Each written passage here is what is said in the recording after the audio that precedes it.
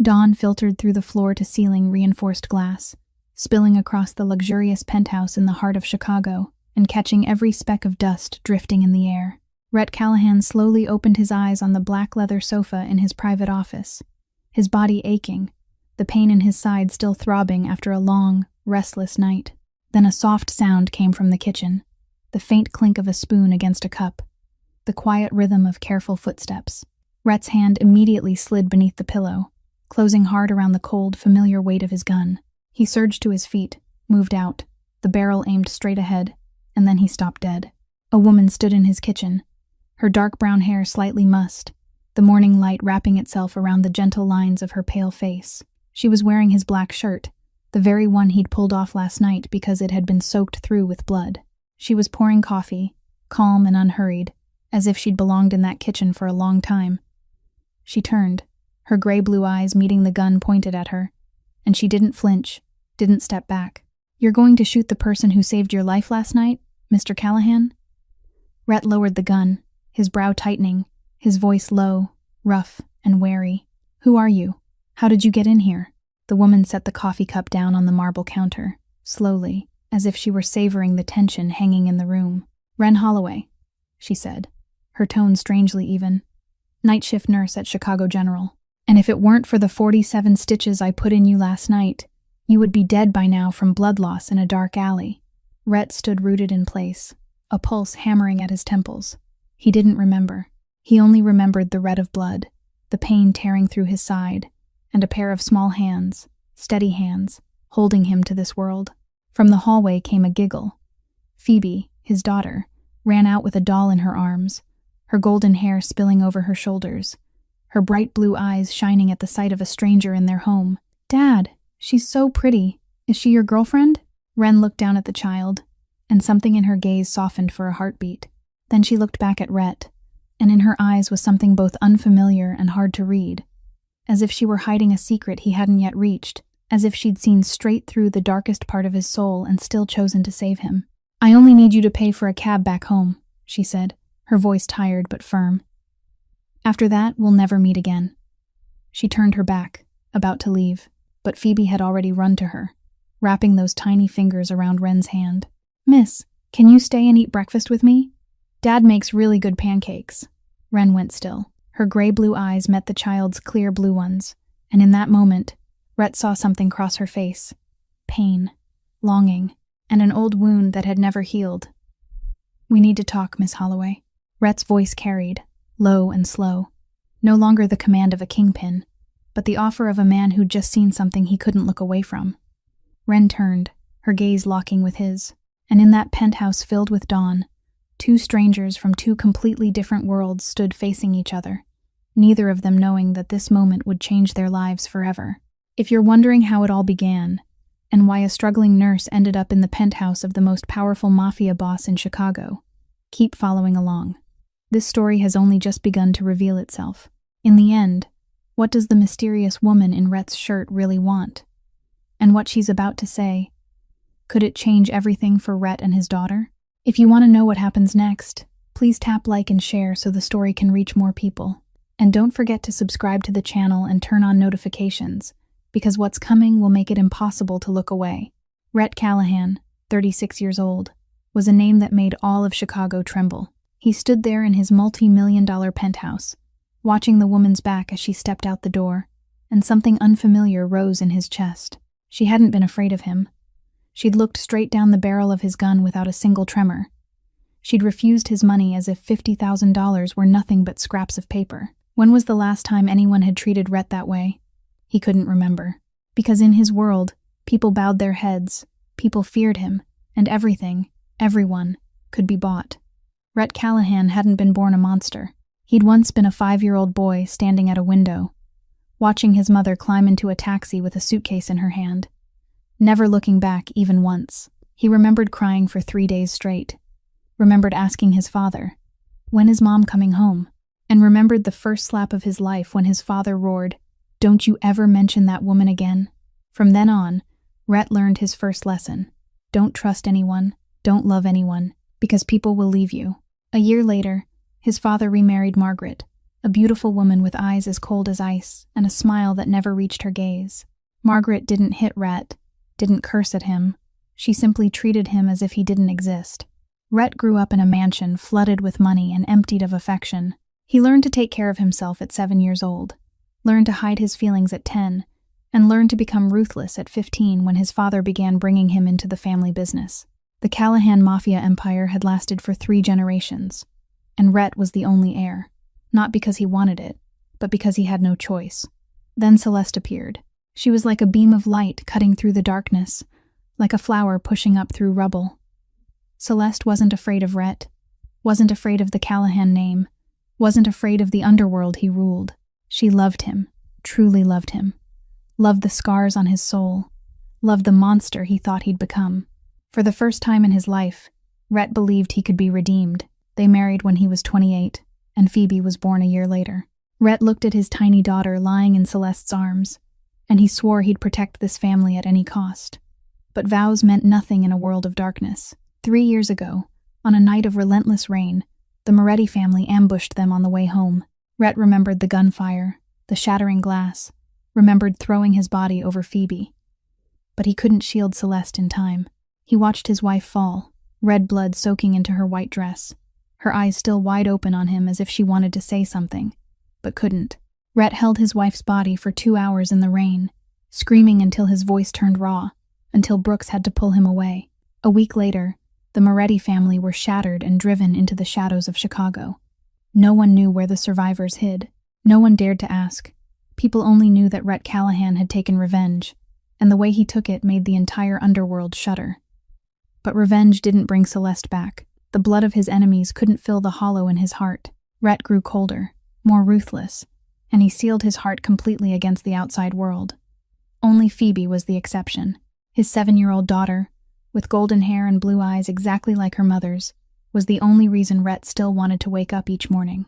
He could be a monster to the world, but to Phoebe, he was just Dad. He read her fairy tales every night. He made pancakes every Sunday morning. He learned how to braid her hair even though those hands had killed more men than he could count. "I don't believe in kindness," Rhett once told Brooks. "Everything has a price. Everyone wants something. Nobody gives anything away." But this morning, a woman with tousled dark brown hair and gray-blue eyes had looked him straight in the face and refused $50,000. She'd only asked for $30 for a cab. She said she didn't sell kindness. Rhett stood alone in the silent penthouse after Wren left, his hand still holding the envelope of cash she'd shoved back at him. For the first time in 3 years, something stirred inside the heart he'd believed was dead. He didn't know what it was, but he knew one thing. He needed to find out about that woman. He needed to know who she was, where she came from, and why she could make him feel this way. Wren Holloway stepped out of the luxurious penthouse in the heart of Chicago, her legs trembling even as her back stayed straight and her chin stayed lifted. She didn't look back. She wouldn't let that powerful man see the sting burning in her eyes. $30 for a cab, that was all she asked for. Not because she didn't need money, but because she'd learned long ago that accepting favors meant owing a debt, and Wren Holloway didn't want to owe anyone, least of all a mafia boss. At 27, she was a night shift nurse at Chicago General, living in a rundown studio on the South Side, with $47,000 of student debt pressing down on her shoulders. That was Wren Holloway's life from the outside.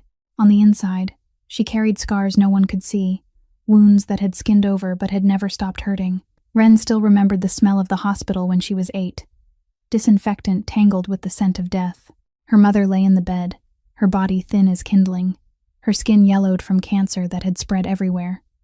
Her father stood in the corner, eyes bloodshot, gripping a bottle that was already half empty. "We don't have money," he told the doctor, his words slurred. "No insurance. Nothing." Wren looked at her mother, clutched the frail hand that was growing colder by the minute, and heard her mother whisper, "My girl, I'm sorry I can't stay with you longer." That night her mother closed her eyes and never opened them again. Wren was 8 years old, sitting beside her mother's body all night, not crying, not speaking, only holding tight to the hand that had gone cold until a nurse came and pulled her away. After that came hell. Her father sank into alcohol, turning grief into rage, and Wren became the punching bag for all of it. The first time he hit her was 3 months after the funeral. She broke a glass, and he slapped her hard enough to send her to the floor. "You're just like your mother," he snarled. "Useless. Useless." After that, the beatings became routine. Ren learned to hide bruises beneath long sleeves, learned to lie to teachers and say she'd fallen down the stairs, learned to endure in silence because no one believed a 9-year-old child. 8 years, 7 trips to the emergency room, 2 broken ribs, 1 dislocated wrist, 2 head injuries, and more bruises than she could count once she stopped trying. But the worst pain wasn't what happened to her skin and bones. It was her father's eyes whenever he looked at her, full of hatred and disgust, as if her very existence were a crime. When Ren was 16, her father died of cirrhosis. She stood beside the coffin without shedding a single tear, feeling only the emptiness of a shell left behind. But the pain didn't end there. Janet, the woman her father had lived with during the last 2 years of his life, was waiting for her at the door right after the funeral. "This isn't your house," she said, tossing a bag of clothes and $50 onto the step. "Get out. Don't you ever come back." Ren was 16, standing on the sidewalk with a torn bag and $50 in her hand, staring at the door slammed in her face. She had no relatives, no friends, nowhere to go. For the next 2 years, Ren lived in a shelter for the homeless. She slept in cramped bunk beds, ate donated meals, and tried to finish high school by going to the public library every day. There were nights she lay there crying silently, wondering why life could be this unfair, wondering what she'd done wrong to deserve any of it. At 19, on a winter night so cold it cut to the bone, Ren stood on the Michigan Avenue Bridge at 3 a.m. She looked down at the black water below, and for the first time in her life, she felt peace. "One more step," she thought. "One more step and it will all be over. No more pain, no more loneliness, no more fighting the whole world by herself." She closed her eyes, drew in a deep breath, and stepped forward, but a hand yanked her back. A stranger, his coat worn and frayed, his eyes red as if he'd been crying. "Don't," he said, his voice shaking. "There's still so much good in life. You just haven't seen it yet." Ren looked at that stranger, and she cried. She cried the way she'd never been allowed to cry. For her mother, for the childhood that had been stolen, for herself. That man sat beside her all night, not asking questions, not judging, simply being there. When dawn rose, he stood up and walked away, leaving no name and nothing behind. Ren never saw him again, but she never forgot what he'd said. There's still so much good in life. From that night on, Ren chose to live, not because she believed in goodness, but because she wanted to prove she could get back up. She studied day and night, worked every job she could find from washing dishes to cleaning floors, and in the end, she earned her way into community nursing school on a full scholarship. 4 years later, she graduated with her nursing license in her hand and $47,000 in debt. But she didn't care. She'd done it, alone, without anyone's help. "I don't need anyone to save me," Ren would tell herself whenever she looked in the mirror. "I saved myself." And this morning, when she stood in the penthouse of a Mafia boss, watching him point a gun at her and then offer her money, Ren refused. Not because she didn't need it, but because she knew the price of accepting a favor. She'd walked through hell on her own, and she wouldn't let anyone become a debt in her life. Not even someone with eyes so heartbreakingly sad. Not even someone in whom she could recognize a loneliness that looked exactly like her own. 12 hours before Ren walked into Rhett Callahan's penthouse, Chicago's night was drowning in relentless rain. Wind screamed through narrow, dark alleys, carrying the bone-cutting cold of November. Rhett sat in a gleaming black Bentley, his sharp, icy gaze fixed on the abandoned warehouse at the end of the alley. He was alone tonight. No bodyguards, no Brooks, no one. That had been the informant's demand. A mole inside a rival crew trying to sell information in exchange for protection. Rhett knew it could be a trap, but the word that there was a plot aimed at Phoebe meant he couldn't sit still. His daughter was his final boundary, the one thing he was willing to trade everything to protect. He stepped out of the car, and the rain immediately soaked through his shoulders. The alley was black as ink, lit only by a weak streetlight at the far mouth of the lane. Rhett moved deeper into the darkness, every sense pulled taut as wire. And then he heard it. Footsteps. Not one set, but many. Too many. From behind. From both sides. From the rooftops. He'd been ambushed. They surged out of the shadows. 6 of them. Knives and iron pipes in their hands. Not a major outfit. just a pack of low-level thugs looking to earn points by taking down Rhett Callahan. They didn't know they'd just made the biggest mistake of their lives. Rhett moved like a ghost, fast and lethal. The first man went down before he could swing, his throat crushed by a single, brutal strike. The second screamed as his arm was snapped with a dry, sickening crack. The third and fourth dropped almost at the same time. One kicked hard in the knee, the other slammed headfirst into the wall. But as Rhett dealt with the fifth, the sixth came from behind. A flash of agony tore through his right side as a blade sank deep into flesh. Rhett roared, spun, and drove his fist straight into the attacker's face with everything he had. The last man crumpled, unconscious.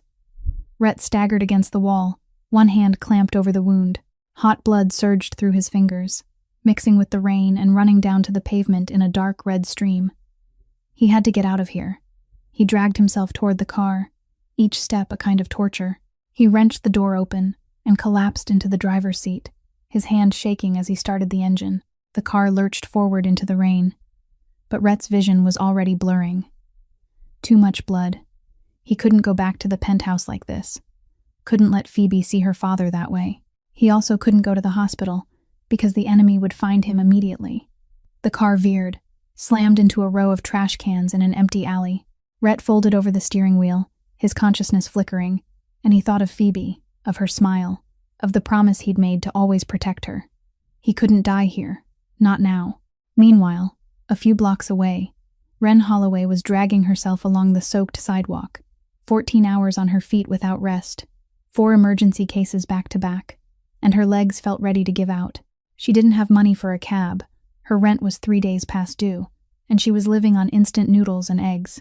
Rain hammered her thin coat, cold down to the bone, but Wren kept going. She was used to this, used to enduring, used to facing everything alone. Then she heard it, the crash, metal grinding against metal, trash cans slamming down onto the ground. A nurse's instinct rose in her immediately. Someone was hurt.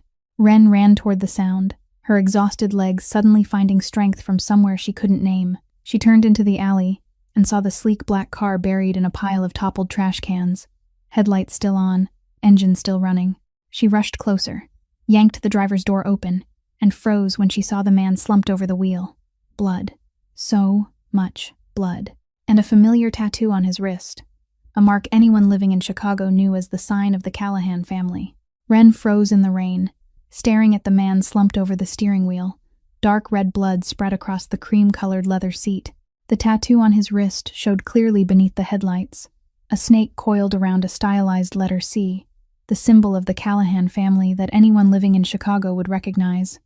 Wren knew she should walk away. This was the Mafia, the underworld, people who killed without hesitation, but her hands moved on their own, checking the pulse at the man's neck.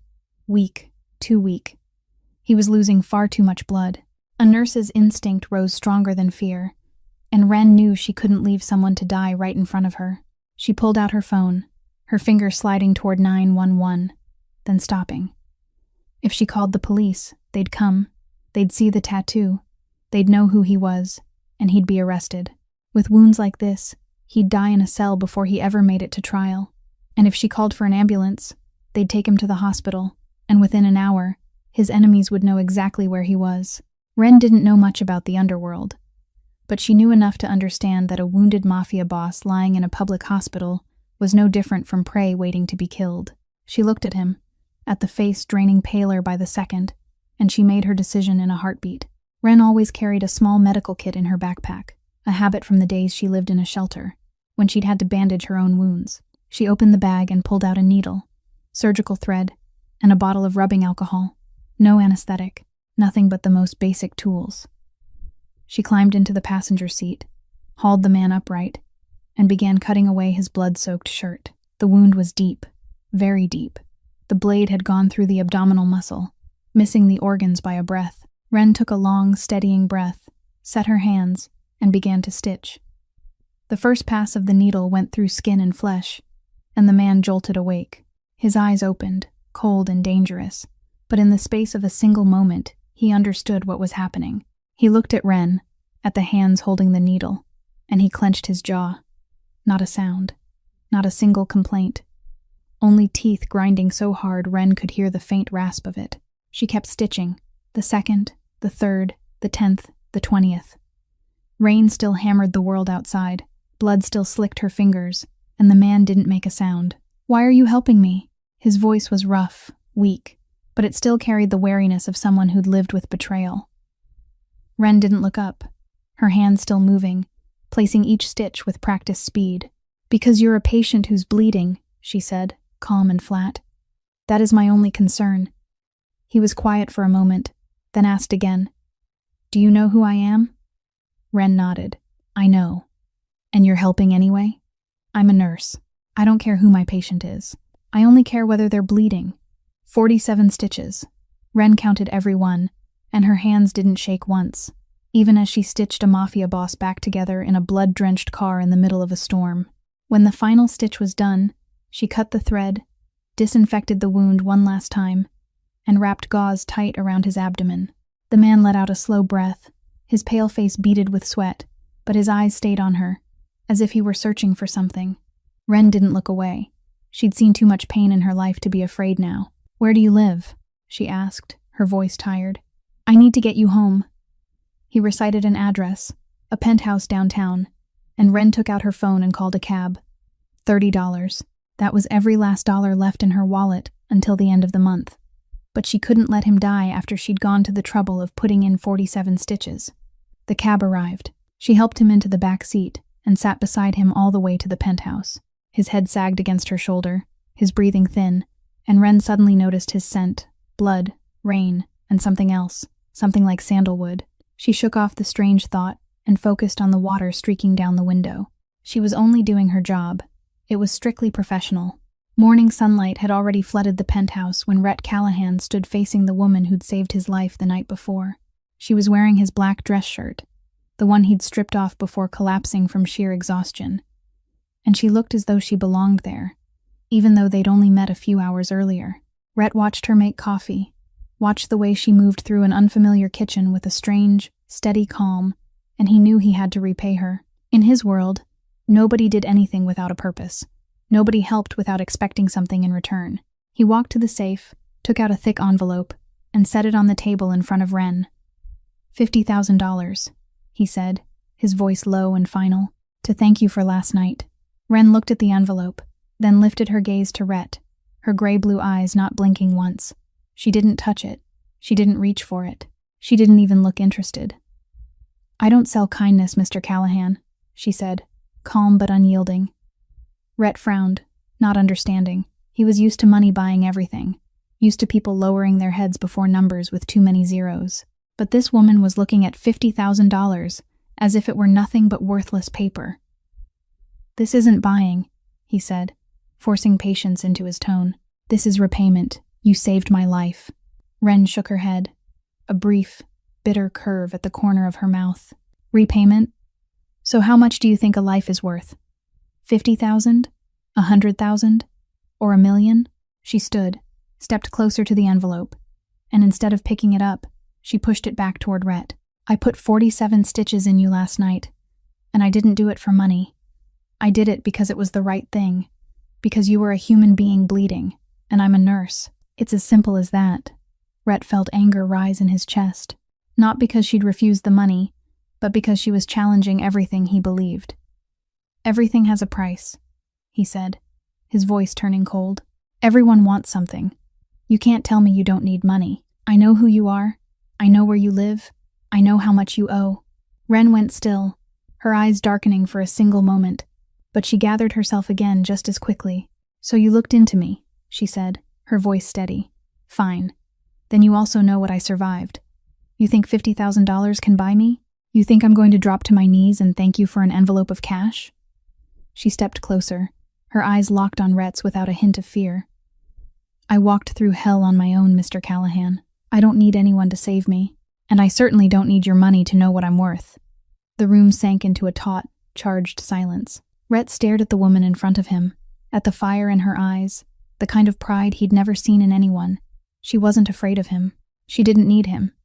And that made something strange move inside him, something he couldn't name. "Then what do you want?" he asked, his tone softening just a little. Wren let out a small, weary laugh. $30 for a cab home.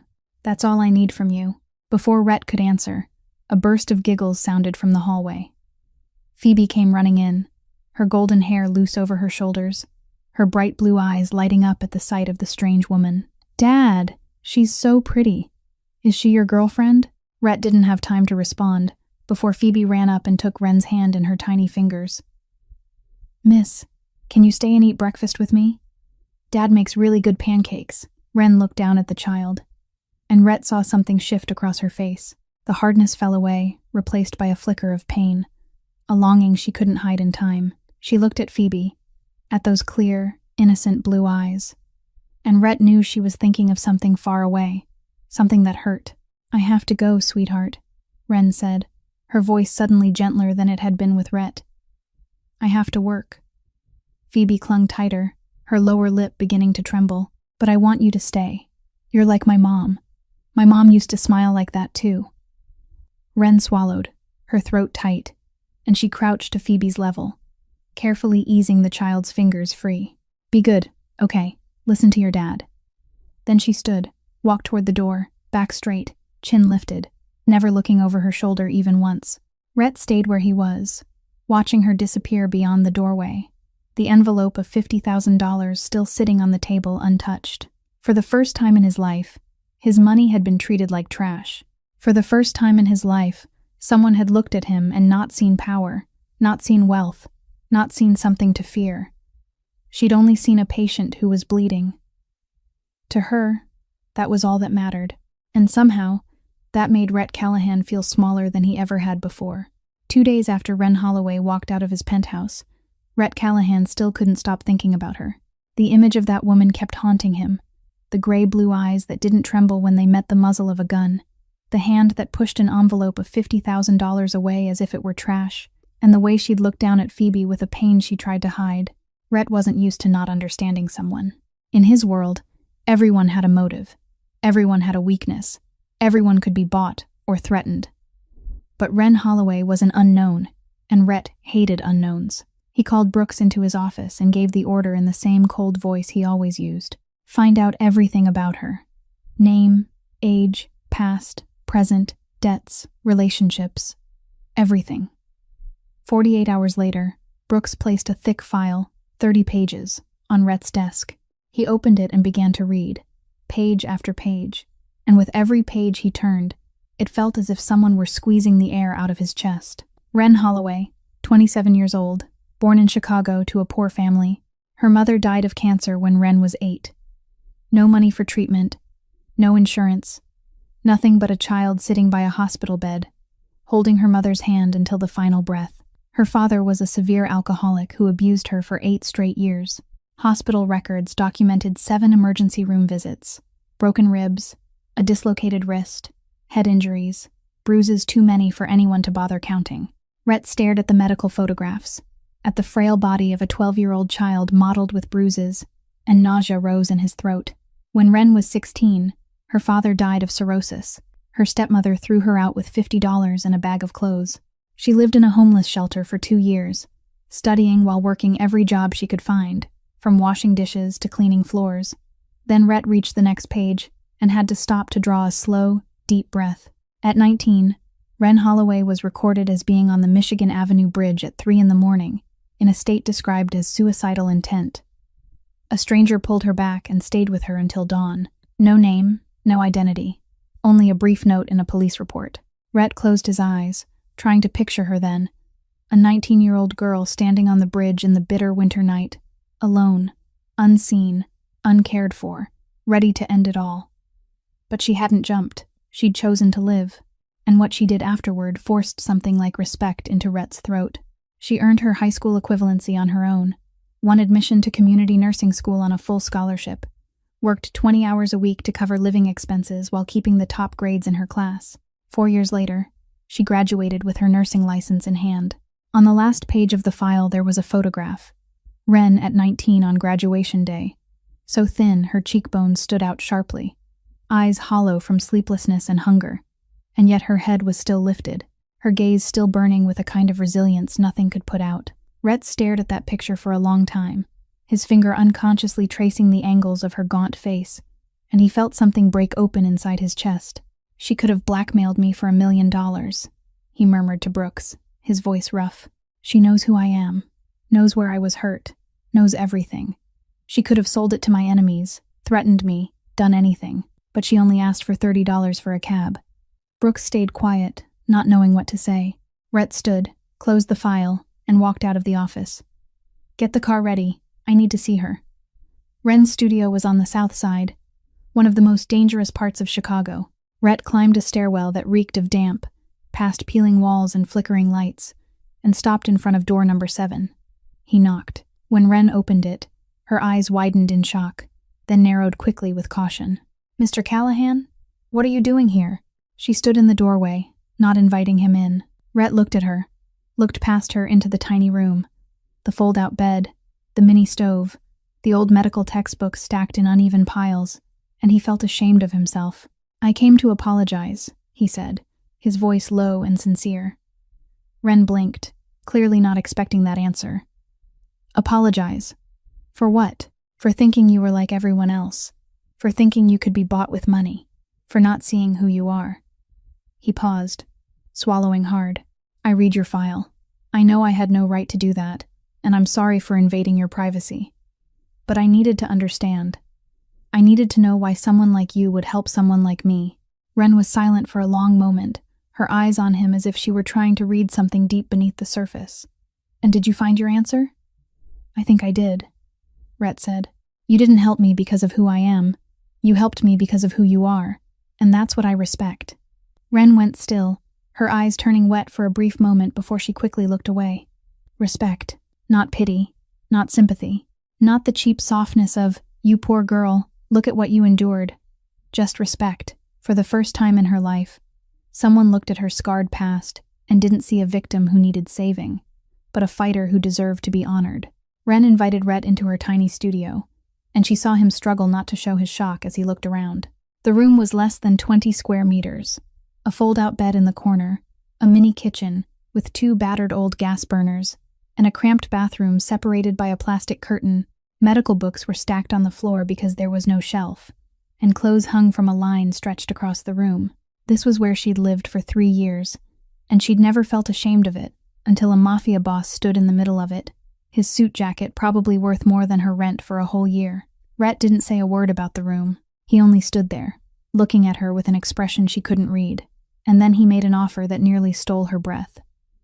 I want you to be Phoebe's private nurse, he said, his voice low and decisive. She needs someone to care for her, not an hourly nanny, but someone who truly cares. You're the best nurse I've ever seen, and Phoebe likes you. Wren opened her mouth to object, but Rhett kept going. A salary 5 times what you're making at the hospital. A private room in the penthouse, fully furnished. Comprehensive health insurance. Flexible hours so you can keep studying if you want. He paused, meeting her eyes head-on. And I'll pay off your student debt. $47,000. Immediately. Wren felt her mind spin. That amount of money, for her, was a mountain she couldn't climb. She'd calculated that with her current pay, it would take at least 15 years to clear it, and that was if nothing went wrong. And now this man was standing in her shabby studio, offering to erase that burden with a single sentence. But Wren shook her head. I can't, she said, her voice trembling slightly but firm. I don't want to be involved in your world. Rhett frowned. My world? The Mafia. Guns. Dark alleys soaked in blood. I saw your wound that night. I know what kind of world you live in. And I don't want Phoebe, or anyone, pulled into my life just because I need money. She drew a slow breath. I walked through hell on my own, Mr. Callahan. I don't need anyone to save me. Rhett was silent for a long time. Then he pulled a business card from his pocket and set it on the table. When you change your mind, he said, his voice gentler than she'd ever heard from him, call me, day or night. Then he left without another word, leaving Wren alone in that small room with the black card on the table. 2 weeks passed. Wren kept working at the hospital, kept taking 14-hour shifts, kept living the life she'd learned to endure. She tried not to think about Rhett Callahan, not to think about his offer, not to think about the sadness in Phoebe's eyes when Wren walked out of the penthouse that morning. Then the night that changed everything arrived. A night shift in the emergency room, a drunk patient brought in after a fight outside a bar. Ren was trying to bandage the gash on his head when he suddenly erupted in his drunken rage, punched her square in the face, and shoved her down the stairs. She heard a dry crack before she even felt the tearing pain surge through her right wrist. A fracture. Her wrist was broken. The days that followed were a nightmare that wouldn't end. The hospital put her on 3 months of unpaid leave to heal, and for a nurse, a broken wrist meant she couldn't do any other work. Her rent was overdue. Her landlord pounded on her door every day demanding payment. The electricity was shut off because she couldn't afford the bill. Her bank account showed a perfect zero. Ren sat in the pitch-dark room with only a flickering candle for light, her wrist in a cast and throbbing, staring at the black business card on the table. She remembered the night on the Michigan Avenue Bridge 8 years earlier. Remembered standing at the edge and looking down into the black water. Remembered the strange peace that came with believing it was all about to end. She'd promised herself she'd never give up again. Promised she'd stand up on her own. Promised she wouldn't need anyone to save her. But what now? What choice did she have left? Keep sitting in the dark until she was thrown out onto the street? Go back to a shelter the way she had 8 years ago? Or accept help from someone who'd seen the scarred truth of her past and hadn't judged her for it? Ren picked up her phone, her fingers shaking as they slid across the screen. She looked at the business card one last time, then dialed. The ringing stretched through the empty night. 1 ring, 2 rings, 3. Then Rhett's voice came on, low and alert even though it was almost midnight. "Mr. Callahan?" Ren's voice was hoarse, and she had to fight not to cry. "Is your offer still good?" Silence for a beat. Then Rhett's voice returned, not surprised at all, only carrying a warmth she hadn't expected. "I'll have someone come pick you up in 30 minutes. Exactly 30 minutes after the call, a sleek black car pulled up in front of Ren's shabby apartment building. Rhett didn't come to get her himself. Brooks did, his loyal protector, a middle-aged man with a stern face but warm eyes. He didn't ask many questions. He simply helped her carry her bag down to the car and drove her to the penthouse. Ren brought very little, 1 bag of clothes, a few old medical textbooks, and the photograph of her mother she'd kept for 19 years. That was everything she had after 27 years of living. When she stepped into the penthouse, Rhett was already waiting by the door, his gaze flicking to the cast on her wrist, with a brief flash of concern he tried to hide. He didn't say much. He only led her to the room set aside for her at the end of the hall. Ren walked in and stopped cold. The room was 3 times the size of the studio she'd rented, with a large double bed dressed in crisp white sheets, a walnut wardrobe, a desk by the window overlooking all of Chicago, and a private bathroom with a marble tub. She'd never been in a room this beautiful. She'd never slept on a bed this soft. She'd never had a space that truly belonged to her. She set her bag on the floor, her fingers brushing the glossy surface of the wooden desk, and she had to fight back the tears threatening to spill. Rhett stood in the doorway, silently watching her. "If you need anything, tell Brooks," he said, his voice gentle. "And Ren, thank you for agreeing." Then he left, leaving her alone with the new room and the chaos of feelings inside her chest. In the first days, Ren kept her distance from everyone in the penthouse. She woke early, made breakfast for Phoebe, took the little girl to school, picked her up, and handled every need from meals to homework. But beyond that, she didn't speak to anyone unless she had to. She ate alone in her room, avoided Rhett whenever possible, and kept an invisible line between herself and this world of luxury. "I don't belong here," she told herself. "I'm only the nurse, only an employee, and I won't let myself forget that." But Phoebe didn't care about the boundaries Ren tried to build. The 7-year-old with clear blue eyes and a bright, fearless smile began, little by little, to break down every wall Ren put up. At first it was, "Ren, will you read to me?"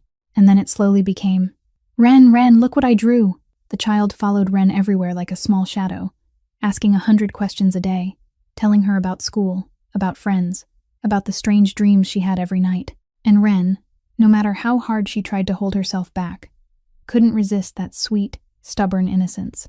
She began reading fairy tales to Phoebe each evening, patiently answering every naive question, and listening to the girl's stories with an attention no one had ever given Ren when she was small. Rhett watched it all from a distance. He saw Ren on the sofa reading to Phoebe, her voice soft as it shifted from character to character, and his daughter giggling with delight. He saw Ren bend close to help Phoebe with homework, explaining and explaining again until the child understood, never snapping, never losing patience. He saw the two of them baking cookies in the kitchen, flour dusting their faces, Phoebe laughing until tears ran down her cheeks when Ren accidentally spilled an entire box of sugar. And in that moment, Rhett saw something he'd never seen before. Ren smiling. A real smile, not the tight, guarded, or bitter smile she usually wore, but a radiant smile that lit her whole face, setting her gray-blue eyes alight with pure joy. And Rhett Callahan, the coldest Mafia boss in Chicago, stood frozen where he was, his heart stumbling into a beat he couldn't explain.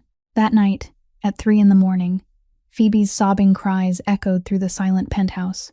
Ren jolted upright instantly, a nurse's instincts moving her before her mind could fully register what was happening. She ran to Phoebe's room, pushed the door open, and found the little girl curled tight on the bed, her face flushed, sweat soaking through her skin, her body trembling. Ren pressed a hand to Phoebe's forehead and felt a burning heat under her palm. A high fever. Very high.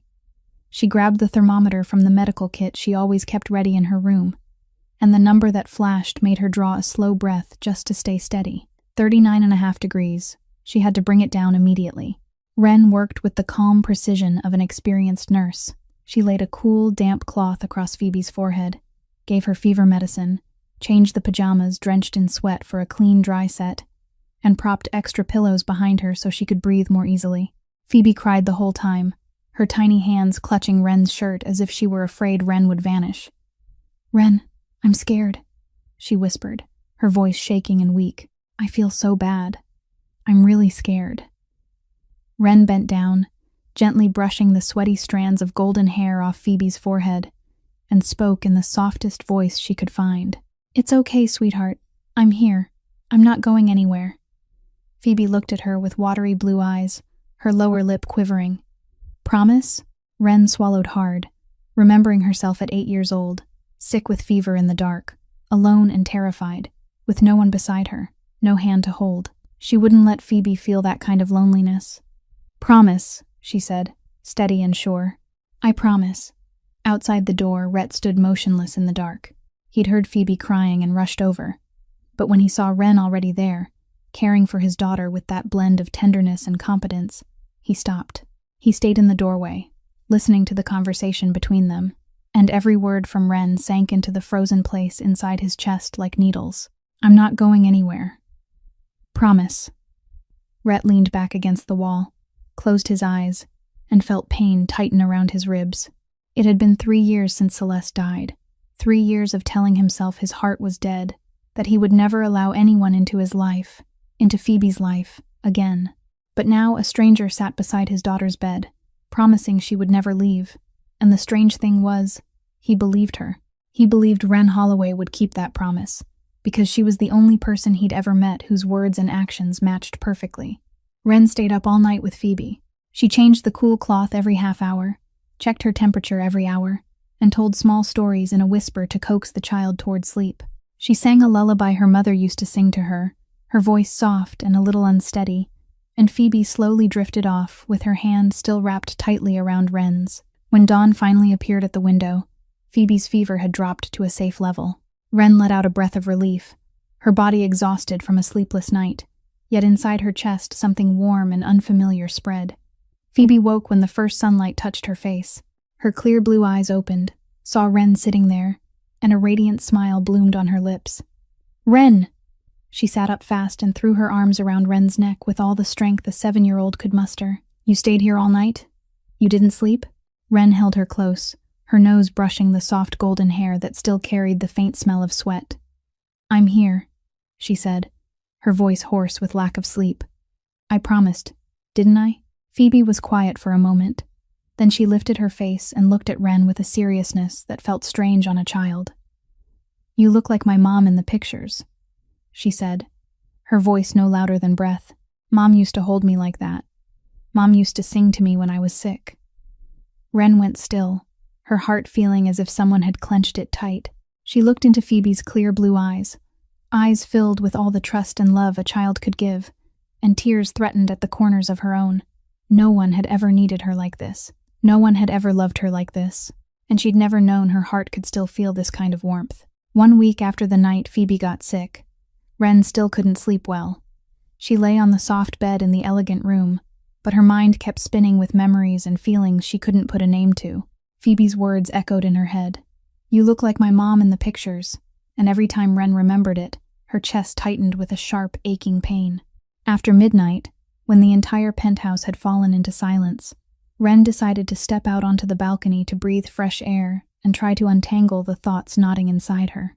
She pulled on a thin cardigan and walked outside, but the instant the glass door slid open, she froze. Rhett was already there, alone, leaning against the railing, staring out at Chicago glittering with lights in the night. He turned at the sound, his dark eyes meeting her gray-blue ones, and for a long, breathless moment, neither of them spoke. Wren started to turn back inside, not wanting to intrude on his privacy, but Rhett spoke first. "You can't sleep either?" His voice was low and tired, nothing like the powerful voice she was used to hearing. Wren hesitated for a second, then stepped onto the balcony and stopped a few paces away. "I rarely sleep well," she said, her voice light as breath. "Too much in my head." Rhett nodded, as if he understood that feeling exactly. They stood there in silence together, looking out at the skyscrapers blinking with light, and something between them shifted, no longer tense or guarded, only the quiet of two strangers trying to find a scrap of peace in the dark. Then Rhett spoke again, his voice rough as if every word had to be pulled from the deepest place in his chest. "Celeste liked standing out here," he said, his eyes still on the horizon. "She said the city at night looked like a dream." Wren didn't say anything. She simply listened.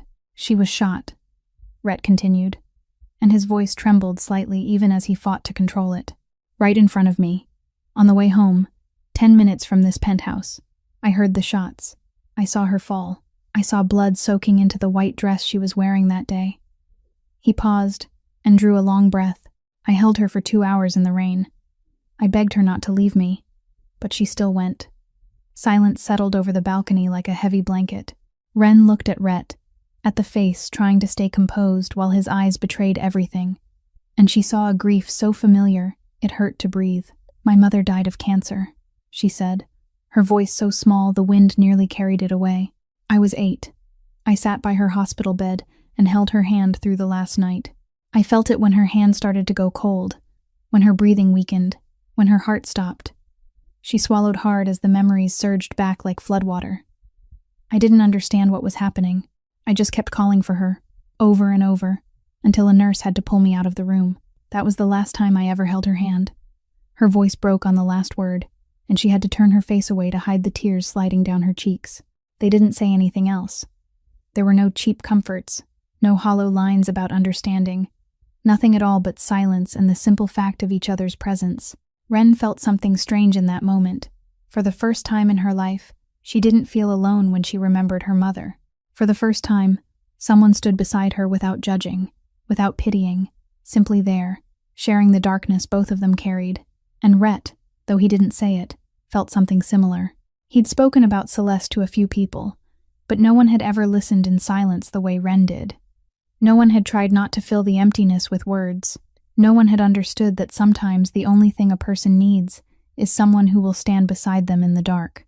Two broken souls stood shoulder to shoulder on a balcony in the middle of the night, looking out at a sleeping city, and for the first time, they felt they were not completely alone in this world. 2 weeks after that night on the balcony, something between Wren and Rhett had shifted in a subtle way. They still kept their distance. They still didn't talk much, but some invisible thread had begun to bind them to each other. Their eyes meeting across the dinner table, a small nod when they passed in the hallway.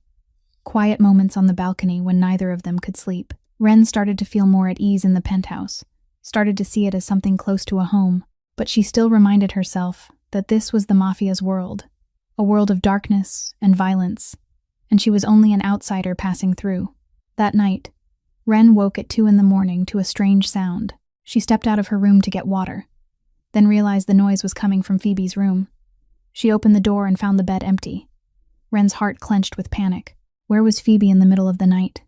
She searched the whole penthouse, the living room, the kitchen, Rhett's office, the small library, but the child was nowhere. Then she remembered Phoebe had mentioned a playroom in the basement, a place she sometimes slipped away to when she couldn't sleep. Wren went to the stairs leading down, her footsteps echoing in the stillness. But when she reached the last few steps, she heard a sound that made her blood turn cold, screaming. Moans of pain. A voice, ice cold, interrogating someone. Ren knew she should turn back, knew she shouldn't look, but her feet felt nailed to the floor. She moved a few steps farther, pressed herself into the corner of the wall, and peered through the cracked door of a room at the end of the hall. What she saw nearly tore a scream out of her throat. Rhett stood there, sleeves rolled up, his hands stained with blood. In front of him sat a man tied to a chair, his face bruised and swollen, blood running from his nose and mouth, his body trembling with pain. Rhett held a small knife, the steel glinting under the light, and his eyes were ice, stripped of the warmth she'd seen before. This wasn't the Rhett she knew. This was Rhett Callahan, the Mafia boss, the man who ruled Chicago's underworld with ruthlessness and cold blood. "I'll ask one last time," Rhett said, his voice low and terrifying. "Who sent you here? Who wants to touch my daughter?" The man shook his head, blood spraying from his mouth, and Rhett lifted the knife. Ren didn't wait to see more. She turned and ran. Ran as if something was chasing her. Ran until she slammed her bedroom door and pressed her back to the wall, shaking so hard she couldn't control it. She closed her eyes, but the image kept flashing in her mind. Blood, screaming, the coldness in Rhett's stare. She'd known he was Mafia. She'd known he wasn't a good man. But knowing was one thing, and seeing it with her own eyes was something else entirely. About 15 minutes later, someone knocked on her door. Ren didn't answer, but the door still opened. Rhett stepped inside.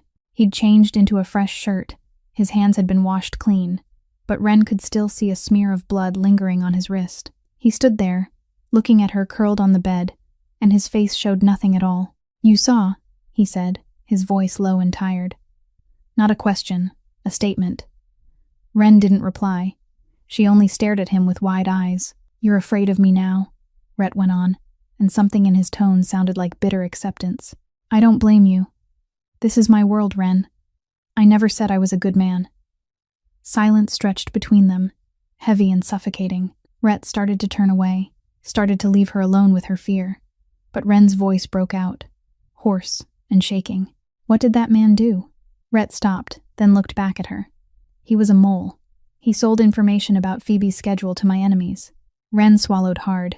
Phoebe, the 7-year-old with clear blue eyes and a bright, fearless smile. Someone wanted to hurt her. "I'm not afraid of you," she said, her voice still trembling but her gaze beginning to steady. Rhett frowned, not understanding. "I'm afraid of something else," Ren continued, her voice thickening. "I'm afraid because I'm starting to understand why you have to do that. I'm afraid because part of me thinks that if someone threatened Phoebe, I would want them to pay too." Rhett went still, his eyes widening as he stared at the woman sitting on the bed. In all his life, no one had ever said anything like that to him. People feared him, despised him, or pretended to accept him because of money and power. But Ren, the woman who'd looked down the barrel of his gun without flinching, the woman who'd refused his $50,000, the woman who'd stayed up all night caring for his daughter, was now telling him she understood. Not forgiving, not agreeing, simply understanding. And to Rhett Callahan, that was more precious than anything money could ever buy. 1 week after the night Ren witnessed Rhett in the basement, their relationship had shifted into something new. No longer employer and employee. No longer the one who saved and the one who was saved. They were simply two people who had seen the darkest parts of each other and still chosen to stay. Ren kept caring for Phoebe, kept living in the penthouse, and kept sharing those quiet late-night conversations with Rhett on the balcony. She was starting to feel like she belonged here, like she belonged to this strange, small family. But she didn't know a storm was coming, and it wore the face of a woman with eyes cold as steel and a smile made of lies. That morning, Ren was in the kitchen feeding Phoebe breakfast. The little girl talked and talked about school as she ate, ketchup smeared around her mouth, and Ren laughed as she wiped her face clean. It was the most peaceful moment of Ren's day, when sunlight filled the penthouse and Phoebe's bright laughter made the air feel light. Then the elevator sounded, the doors slid open, and a woman stepped out. She was around 60, her silver hair cut in a neat short style, dressed in an expensive Chanel suit, with a sparkling diamond necklace at her throat. Her gaze swept the room with the entitlement of an owner, then stopped on Ren and Phoebe.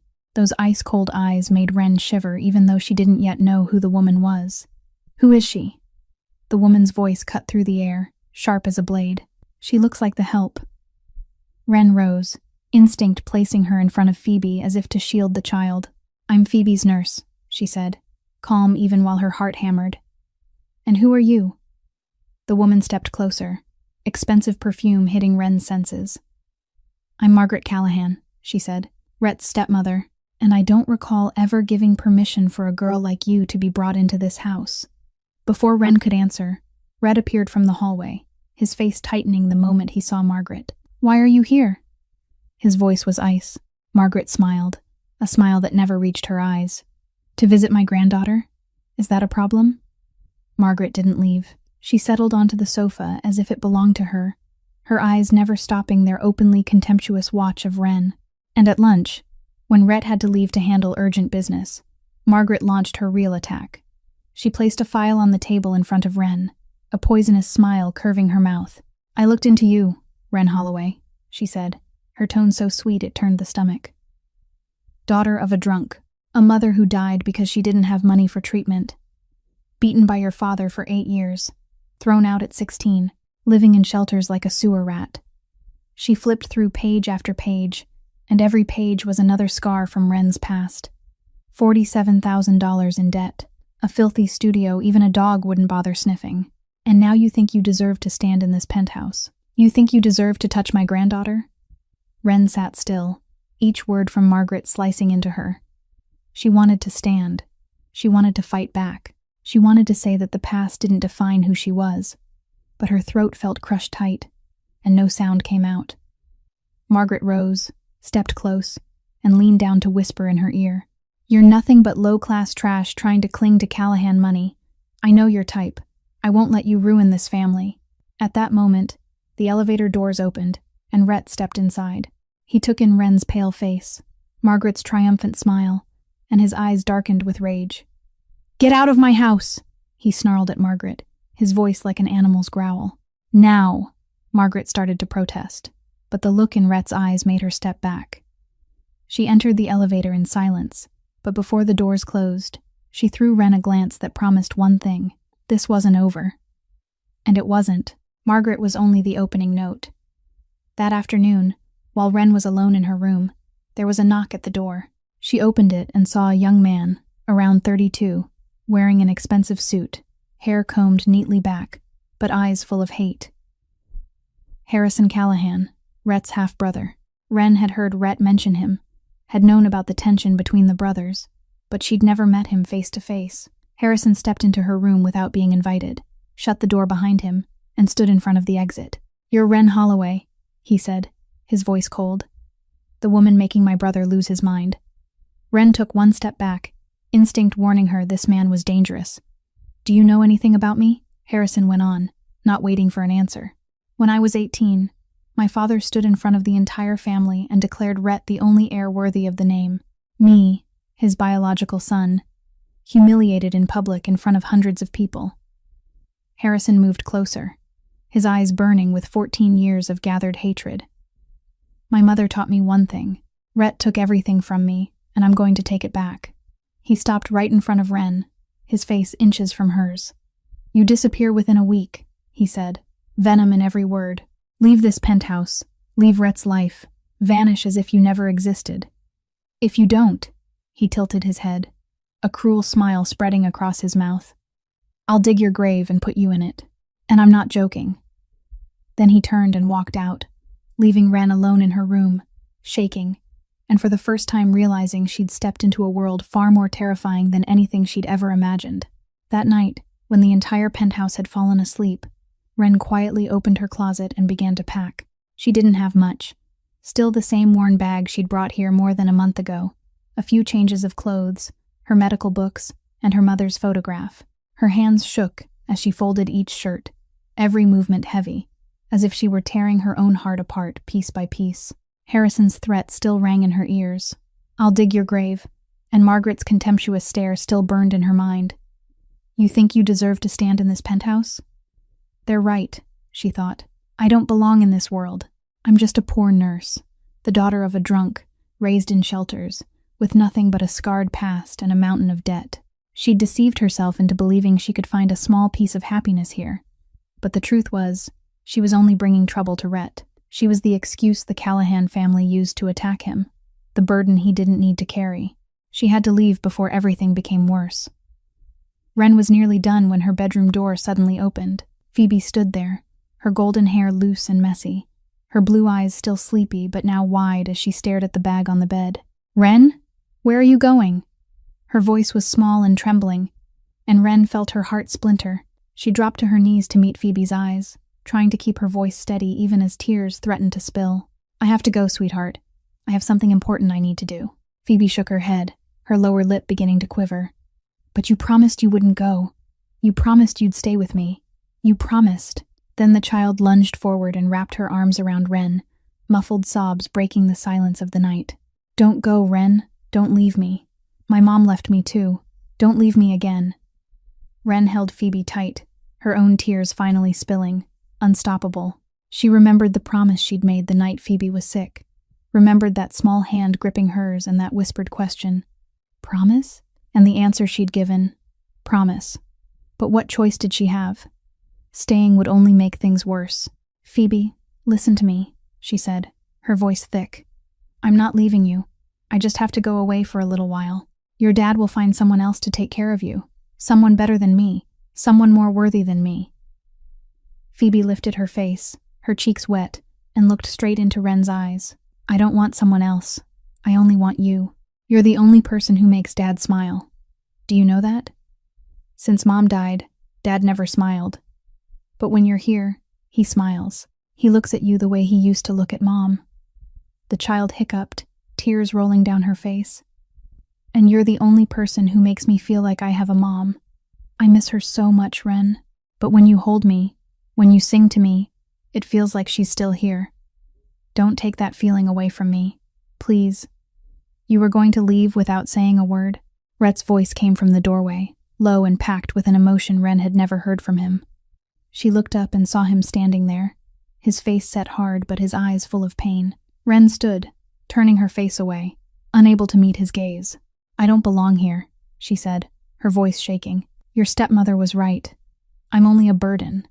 I'm only an excuse for them to attack you. You and Phoebe would be better off without me." Rhett moved closer, each step echoing in the silent room. "Harrison threatened you?" he said, not a question. Wren didn't answer, but her silence said everything. "And you believed him? You believed you had to leave because of a threat from a man I don't even consider my brother?" Rhett stopped right behind her, close enough that Wren could feel the heat coming off his body. Then he placed a hand on her shoulder, gentle but sure, and turned her to face him. "Look at me, Wren," he said, his voice softer than she'd ever heard. Wren lifted her head, her tear-soaked gray-blue eyes meeting his dark ones. "You belong anywhere you choose to belong," Rhett said, his voice trembling slightly, as if he were pulling each word from the deepest part of his heart. "You're not a burden. You're not trouble. You're the woman who saved my life, the woman who made my daughter smile, the woman who turned this cold penthouse into a real home." He lifted his hand, his fingers brushing her cheek, wiping away the tears sliding down. "And if you'll let me, I want where you belong to be here, with me, with Phoebe." He paused, drew in a deep breath, and said two words the coldest Mafia boss in Chicago had never said to anyone. "Stay, please." Phoebe ran forward and hugged both Wren and Rhett, her small arms trying to wrap around them at the same time. "Stay, Wren," she begged, her voice still thick with tears. "We're family. Family doesn't leave each other." Wren stood there, held in the arms of Rhett and Phoebe, and she felt something melting inside her chest. The walls she'd built for 19 years, the armor she'd worn to protect herself, all of it was crumbling under the warmth of these two people. She closed her eyes, let the tears fall freely, and for the first time in her life, she allowed herself to be weak, to need someone, to belong somewhere. "I'll stay," she whispered, her voice breaking. "I'll stay." While Rhett and Wren were building their small, fragile happiness inside the penthouse, darkness was quietly gathering behind them. Harrison Callahan sat in his own luxurious apartment on the south side of the city, his eyes full of hatred as he stared at a message on his phone from an unfamiliar number. He'd waited for this chance for 14 years, since the day his father stood before the entire family and declared Rhett the only heir worthy of the name. 14 years of living in the shadow of a half-brother. 14 years of being treated like dead weight. 14 years of swallowing, humiliation, and waiting. And now, With Rhett seemingly softening because of a poor nurse, Harrison knew it was time to strike. He secretly reached out to the remnants of the Moretti family, the ones who'd survived Rhett's brutal revenge 3 years earlier. They'd been hiding in the dark, licking their wounds and feeding their hatred, waiting for a chance to retaliate, and Harrison was that chance. The first meeting took place in an abandoned warehouse on the outskirts of Chicago, where Harrison came face to face with Enzo Moretti, the only surviving brother of the Moretti boss Rhett had killed. Enzo's eyes burned with fury as he looked at Harrison, but when he heard what Harrison was offering, a cruel smile spread across his mouth. "What do you want in return?" Enzo asked. Harrison didn't hesitate. "Control of the Callahan family. Rhett dies, I take his place, and we'll be allies instead of enemies." The deal was sealed with a handshake between two traitors. Harrison supplied everything they needed: Rhett's daily schedule, his routes, the positions of his guards, the security codes for the penthouse. But more than anything, he revealed Rhett's fatal weakness, Phoebe. "If you want to bring Rhett Callahan down, don't touch him," Harrison told Enzo. "Touch the little girl. He'll collapse like a house built on sand." The kidnapping plan was mapped out to the minute. 6 gunmen, 2 vans, and a holding site in the abandoned warehouse district near the port. The date was set for the weekend, when Wren usually took Phoebe to the park with only 2 bodyguards following. Margaret knew everything. She'd monitored her son's secret calls, read the messages he deleted in a hurry, and learned about the pact with the Morettis. But she didn't say a word. She sat in the old Callahan estate, sipping an expensive glass of wine, and smiled at the thought of the day Rhett would fall. She'd hated Rhett since he was a 5-year-old boy with eyes exactly like his mother's, the woman her husband had loved with a kind of madness. She'd hated the way her husband looked at Rhett with a pride he'd never offered Harrison, and she'd hated that Rhett inherited everything, while her own son was left with crumbs. Now, as Harrison prepared to overthrow Rhett, Margaret only had to sit still and wait. Her granddaughter might be harmed in the process, but that was the price to be paid, because power always demands sacrifice. Meanwhile, Rhett had no idea the storm was coming. He sat in his office, studying the plan he'd been preparing for weeks, a plan to withdraw, piece by piece, from the underworld. He'd transfer the illegal operations to trusted associates, keep only the legitimate businesses, and build a new life, for Wren, for Phoebe, for a future he'd never dared to imagine, until a night shift nurse appeared with 47 stitches and refused to take his money. Rhett looked out the window at Chicago's lights glittering in the night, and for the first time in his life, he felt hope. He didn't know that in just a few days, his world was going to collapse completely. That Saturday afternoon was clear and warm, a perfect day to take Phoebe to the park. Wren held the little girl's hand as they walked along the stone path, 2 of Rhett's guards following at a careful distance behind them. Phoebe skipped as she walked, chattering about yesterday's class, about the teacher praising her drawing, about her friend Amy lending her colored pencils. Wren listened, smiling, and felt a simple happiness spread through her chest. She'd grown used to this life, used to caring for Phoebe, used to evenings with Rhett, used to the feeling of belonging somewhere. She didn't know this would be the last afternoon of peace. It happened too fast. A black van jumped the curb, tires grinding over grass, and 6 men in black leapt out. The 2 guards reacted instantly, guns out, but they were outnumbered. Gunshots cracked. Screams cut the air. Both guards went down, blood spreading across the green grass. Wren pulled Phoebe tight, dragging her back, her own body shielding the child who was shaking with fear. "Don't be scared," she said, forcing calm into her voice even as her heart slammed wildly. "I'll protect you." But when one of the attackers charged, Wren knew she didn't have a chance. She tried anyway. She shoved Phoebe behind her and lifted her arms to block, but a blow like a sledgehammer crashed into her head. The world spun, the light snapped out, and the last thing she heard before the dark swallowed her was Phoebe screaming, "Wren! Wren!" The child's voice ripped through the space, pure terror and desperation. "Wren, help me!" Then came the slam of the van door, the roar of an engine, and everything fell into silence. Rhett was in his office when the phone rang. He looked at the screen and didn't recognize the number, but a bad instinct made him answer. No voice came through, only a video sent to him. He opened it, and his heart stopped. Phoebe. His daughter sat on a wooden chair in a pitch-dark room, her hands tied behind her back, her eyes red from crying. "Daddy," her voice came through the phone speaker, tiny and shaking. "Daddy, I'm scared. Please save me, Daddy. Rhett couldn't breathe. It felt as if someone were crushing his heart, tearing through every nerve in his body.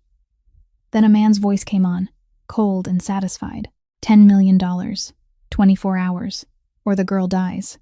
A pause, then the voice again, this time with open mockery. Oh, and Callahan, this is a gift from your little brother. Harrison sends his regards. The phone hit the floor with a hard, dead sound. Rhett stood frozen, his body locked while his mind exploded with rage and fear.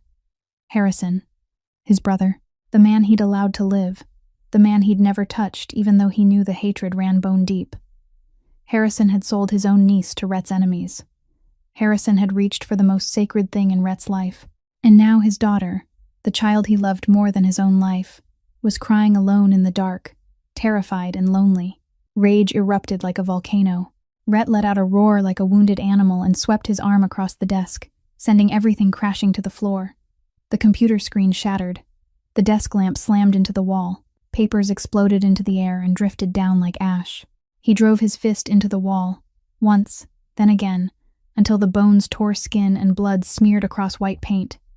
But the physical pain was nothing beside what was ripping his heart apart. He thought of Celeste, remembered the night he held his wife's body in the rain, and could do nothing.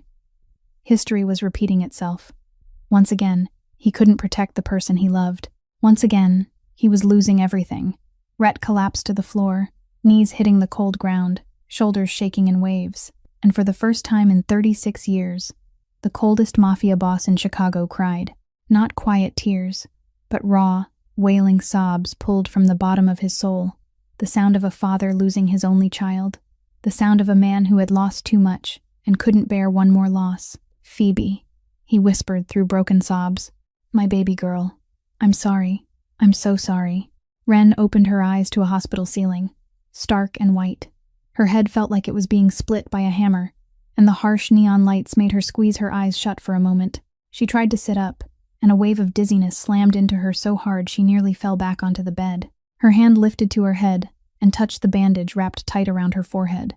Memory rushed back like a flood. Gunshots, screaming, Phoebe's terrified face, and the sound of the little girl calling her name before everything went dark. Phoebe. Wren's heart clenched as if someone had wrapped a fist around it. She had to find Phoebe. She swung her legs off the bed, unsteady on her feet, but she didn't care.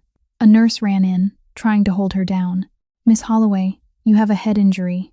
You need to stay in bed. But Wren shoved the nurse's hands away, yanked the IV line out of her arm, and stumbled out of the room. She had to get to Rhett. She had to save Phoebe. Wren grabbed her bag, which Brooks had left by her bedside with emergency cash, and took a cab back to the penthouse, still wearing a hospital gown.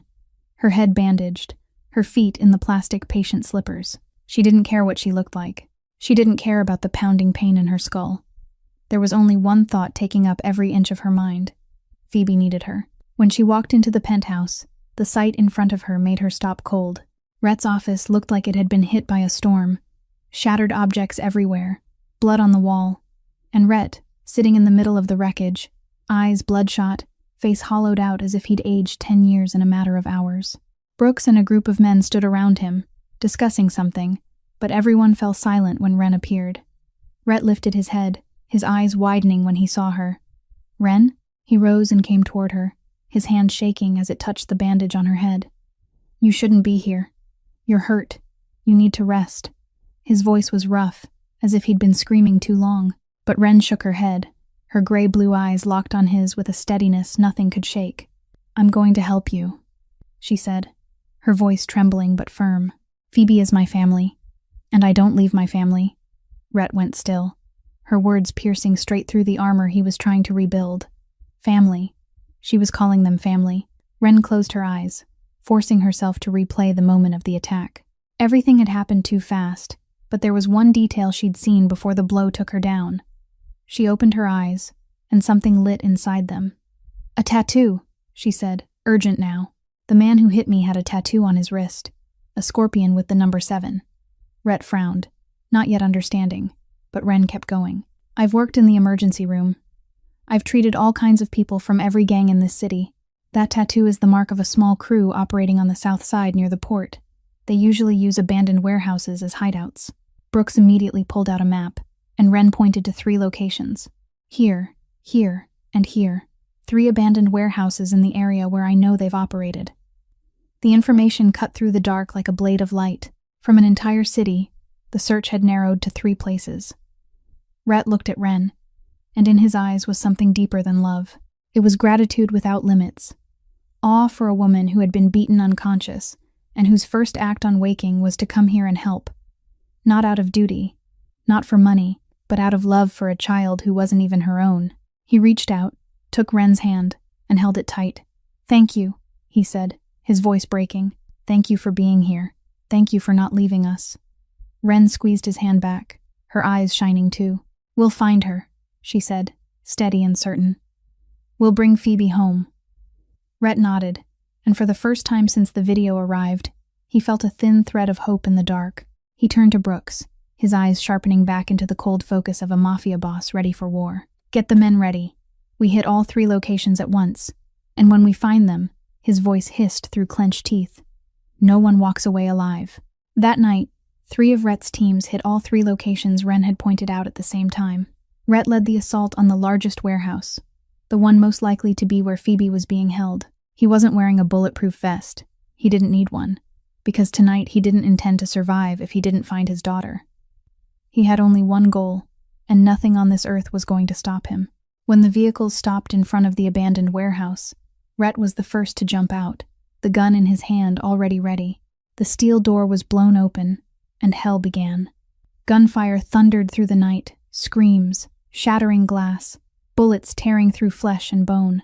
Rhett moved like a ghost, like a demon loosed from the underworld with a single purpose: to destroy.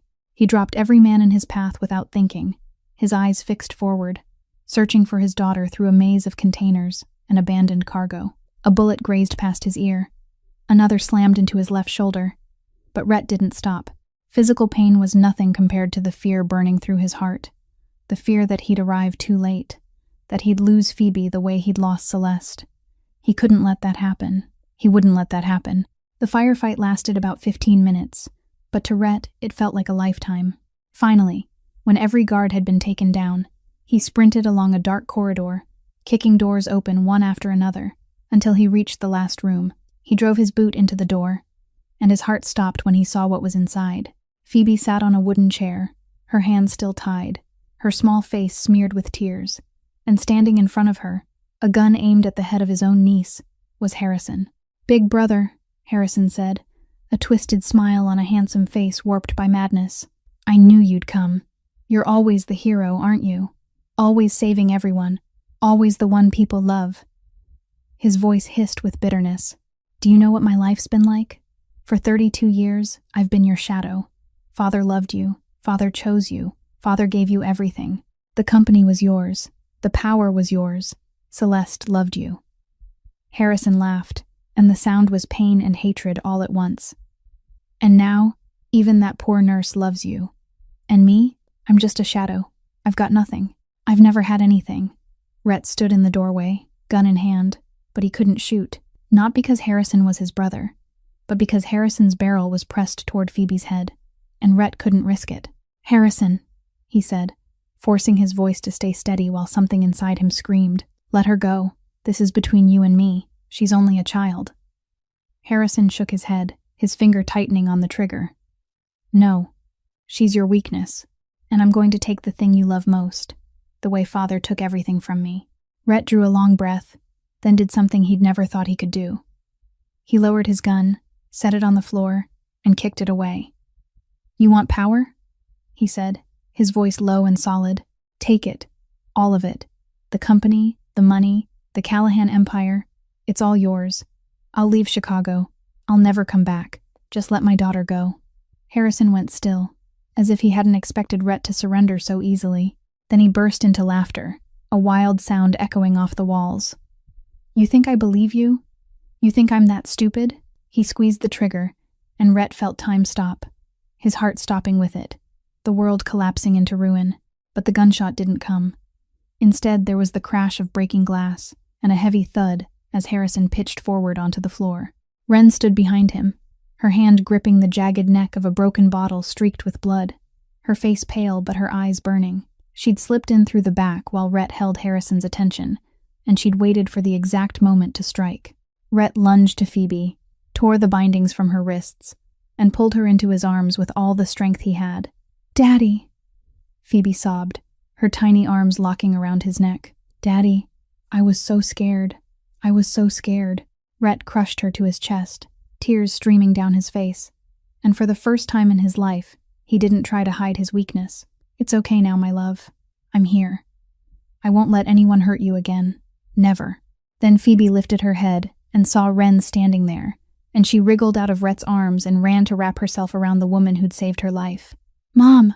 she cried, choking on sobs. "Mom, I knew you'd come. I knew you'd save me." Ren froze, the word mom piercing straight into her heart like an arrow. She dropped to her knees, held Phoebe tight, and her tears spilled out, unstoppable. She looked at Rhett, her gray-blue eyes meeting his dark ones, and they both understood that from this moment on, they'd truly become a family. 3 months had passed since the nightmare night in the abandoned warehouse. Life had slowly returned to something like normal, but everything had changed in a deep, lasting way. Harrison was turned over to the FBI on a long list of charges, from kidnapping to conspiracy to commit murder, and he would be sentenced to at least 20 years. Many people in the Callahan family asked Rhett why he didn't handle his brother himself the way he'd handled the Morettis, and his answer silenced them all. "She taught me that there are things more important than revenge," he said, his eyes drifting toward Ren as she played with Phoebe in the garden. "And I don't want to be a killer in my daughter's eyes anymore." Margaret paid a price, too, for her complicit silence. When the family council learned she'd known about Harrison's plot and never warned anyone, they voted to strip her of her standing. Margaret was thrown out of the old family estate, cut off from every financial source, and forbidden from contacting any member of the Callahan family. The last time Rhett saw his stepmother, she was dragging a suitcase out through the gates, her back bent, the arrogance of a powerful woman finally gone. He didn't feel pity, but he didn't feel satisfaction either. He only felt empty, as if a dark chapter of his life had finally closed. On a late autumn night, when yellow leaves carpeted Chicago's streets and the sharp chill in the air warned that winter was coming, Rhett took Ren out without telling her where they were going. Brooks stayed home with Phoebe, and the two of them drove in silence, Rhett's hand gripping Ren's as if he were afraid she might disappear. When the car stopped, Ren looked through the window and went still. The Michigan Avenue Bridge, the place where 8 years earlier, a 19-year-old girl had stood on the railing at 3 a.m, ready to end everything. She'd never come back here, never dared to face this place, and she didn't understand why Rhett had brought her. "Why did you bring me here?"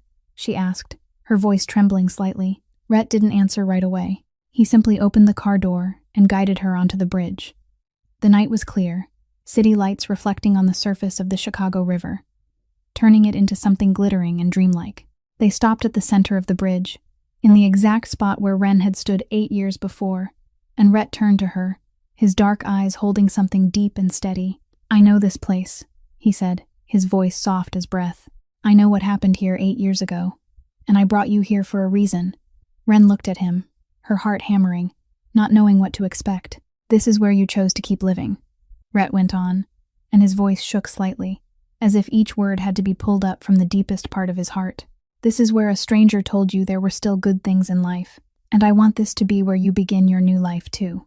Then he dropped to one knee, the cold bridge beneath him, and pulled out a small black velvet box.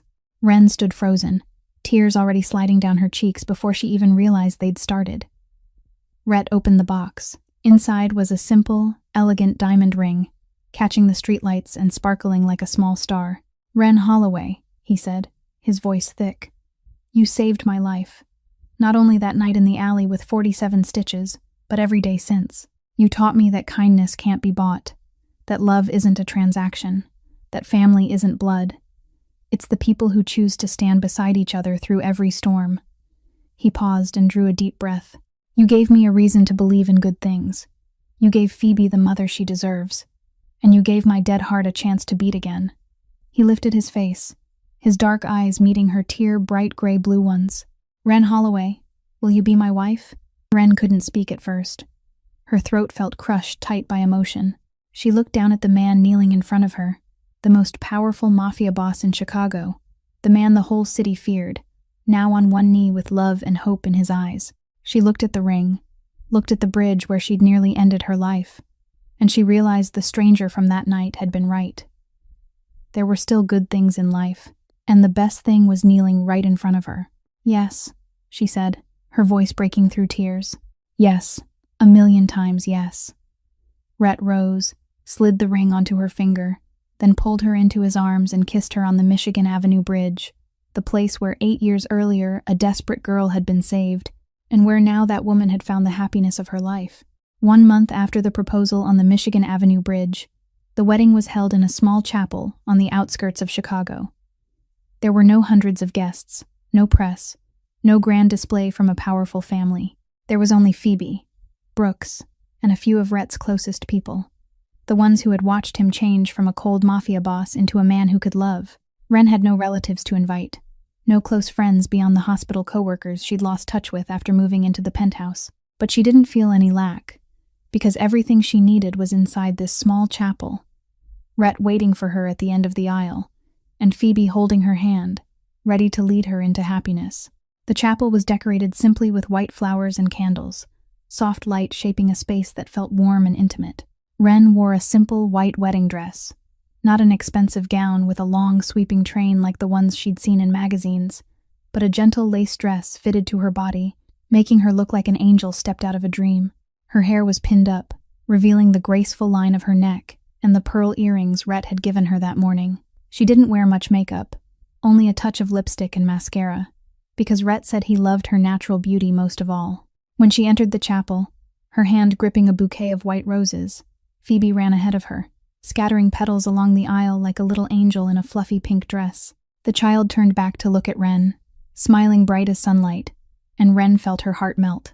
Rhett stood at the end of the aisle in a black suit, his hair neatly combed, but what stole Wren's breath was his eyes. His dark eyes looked at her as if she were the whole world, as if he couldn't quite believe she was really walking toward him, as if he'd been waiting for this moment his entire life. Wren moved slowly, step by step, each one carrying the memory of the long road they'd traveled. From the rainy night in the dark alley, with 47 stitches, to the morning in the penthouse when she refused $50,000, to the nights on the balcony when they shared their grief, to the moment she smashed a glass bottle over Harrison's head to save Phoebe. They had walked through hell together, and now they were stepping into heaven. The ceremony was simple, but filled with feeling. When the priest declared them husband and wife, and Rhett bent down to kiss Wren, the small chapel filled with applause. But what made them both break was when Phoebe ran forward, wrapped her arms around both her father and her new mother, and shouted with joy she couldn't hold back. "Now I have a mom. I really have a mom." Wren dropped to her knees and held Phoebe tight, tears pouring down, unstoppable. She'd lost her mother when she was too young, had grown up never knowing what it meant to be loved, and now she was becoming a mother to the most wonderful child in the world. The circle had closed, wounds had been healed, a new family had been born. At the small reception after the ceremony, Rhett stood to speak. The room went quiet, every eye on the man who had once been the most feared mafia boss in Chicago, now standing there with wet eyes and a voice that shook. "I used to think everything had a price," he began, slow and deep. "I used to believe money could buy anything, that power was the only thing that mattered, that kindness was just a mask for weakness." He paused, looked at Wren, and a smile opened on his mouth. "But Wren proved me wrong. She taught me that kindness can't be bought. Love can't be bought. And family," he reached toward Wren and Phoebe. "Real family is the most precious thing money can never touch." Wren stood and took Rhett's hand, her gray-blue eyes shining in the candlelight. "You said you owed me for that night," she said, her voice thick. "But the truth is, you saved me. From the first night, when you looked at me and didn't see a poor nurse or someone you could buy, but saw a person worthy of respect." She turned to Phoebe, then looked back at Rhett. "You and Phoebe gave me a family I never dared to dream of. You gave me a reason to believe there are still good things in life, and I promise I'll spend my whole life loving you and our daughter." Rhett pulled her into his arms, and they held each other amid applause and the happy tears of everyone around them. This wasn't the most lavish wedding in Chicago, but it was the most beautiful, because it was built on true love and unconditional sacrifice. 5 years after the wedding in that small chapel, life for the Callahan family had changed completely. Rhett had withdrawn from the underworld for good, handing every illegal operation over to trusted associates and focusing on legitimate business. The Callahan Empire was now known for a chain of 5-star hotels, high-end real estate projects, and most of all a charity called the Callahan Foundation, dedicated to supporting abused children. Every year, the foundation helped thousands of children escape violent homes, providing safe housing, education, and a chance to rebuild their lives. Rhett said it was his way of making amends for the sins of his past. And Ren knew it was also his way of making sure no child would ever have to endure what she had survived. And Ren had achieved the dream she once thought would never become real. The Holloway Clinic, a free medical clinic, had opened on the south side, the same area where she had once lived in shelters, the same streets she had walked home on every night because she couldn't afford a cab. The clinic provided completely free medical care for the unhoused, for the poor without insurance, for street kids no one bothered to see. Ren worked there 3 days a week, and she told Rhett it was the most meaningful work she had ever done. She had once been one of them, sleeping in crowded bunk beds, eating donated meals, never knowing what tomorrow would bring. Now she had the chance to help people like the girl she used to be. Phoebe was 11 now, a bright, compassionate girl with blue eyes like her birth mother and a warm smile like Ren's. She had just won first prize in the citywide science competition with a project on renewable energy, and in her acceptance speech she said words that brought the entire hall to tears. "I learned from my dad that real strength isn't the ability to destroy. It's knowing when to let go. Dad gave up an entire empire to build a family, and that took more courage than anything else." Phoebe paused, looking toward Ren seated below with a 7-month pregnant belly. "And I learned from my mom that kindness is the strongest thing in the world. Mom once had nothing, but she was still willing to give everything to help other people. That's real strength. That's what I want to become." Rhett sat beside Ren, holding her hand tightly, and the two of them cried in silence. That night, after dinner and celebrating Phoebe's victory, the whole family sat on the big sofa, with Brooks now more like an uncle to Phoebe than a bodyguard watching over them from the kitchen. Phoebe sat in the middle, her head resting on Ren's shoulder, her feet draped over Rhett's lap, just like the nights 5 years earlier when they were only beginning to become a family. Ren gently rubbed her pregnant belly, where their second child was growing, and felt happiness fill her chest until it almost hurt. Halfway through the movie, Phoebe suddenly lifted her head and looked at her mother. "Mom, when did Dad start loving you?" Ren smiled, and before she could answer, Rhett spoke up. "From the moment your mom aimed 47 needles at me without any anesthesia," he said, teasing. Phoebe's eyes went wide, her mouth falling open. 47 stitches, no anesthesia, and you didn't cry?" Rhett shook his head, proud. "No, I didn't make a sound, but I fell in love with your mom right then." Ren laughed softly, leaned her head against his shoulder, and whispered, "You're lying. You fell in love with me when I refused your $50,000. Rhett turned to her, his dark eyes shining with something deep. Then he bent to kiss her forehead and whispered, "Right. Love. Always." Rhett and Ren's story is proof of something simple and profound, that love and kindness can change everything. No matter where you come from, no matter how dark your past has been, you can still find happiness if you're willing to open your heart and give without expecting anything in return. Ren saved Rhett not for money, not because of who he was, but simply because it was the right thing to do, and that selflessness changed both of their lives. This is a lesson we can apply in everyday life, that sometimes one small act of kindness can create changes far greater than we can imagine. If this story touched your heart, please subscribe to our channel, tap like, and share the video so more people can hear moving stories every day. We'd truly love to know how you felt about it, whether it reminded you of something in real life, whether anyone in your life is like Ren or Rhett. Please leave a comment and share what you feel from the deepest part of your heart. We always read and cherish every single message. We wish everyone watching this video good health, a joyful life, and days filled with peace. Thank you for staying with us to the very end. Goodbye, and we'll see you in the next video.